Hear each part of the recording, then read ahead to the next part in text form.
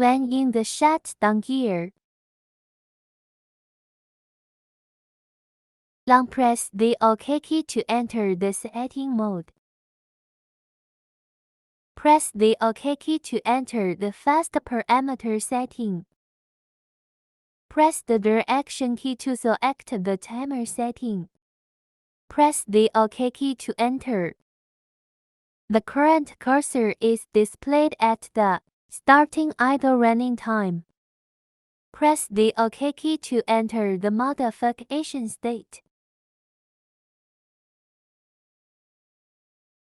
Use the up, down, left, and right keys to change the value. Press the OK key to save.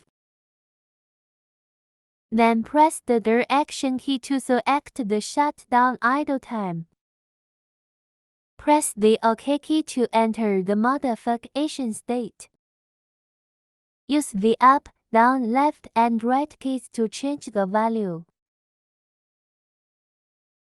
Press the OK key to save. Then press the stop button to exit the main interface.